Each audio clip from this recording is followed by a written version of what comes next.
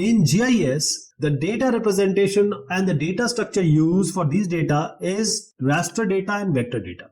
Now the raster data is all about value at each pixel or each cell. Now if you zoom in a map, you will see at the smallest level you can go, that is the smallest pixel. So this every cell will have certain value. I am talking about the whole cell, not the center value. So every block or every cell will have certain value. For example, the brightness value, for example, this image will have a brightness value. It can also have, every cell can also have the elevation value, and there are different values that can be given in order to have different thematic maps. So raster data is all about, it is made up of pixels or cells. They are continuous data, that is all cells come one by one. It represents the data in cells or blocks or grids. Since every cell will have certain value representing that cell, that is the size will be quite higher of this data.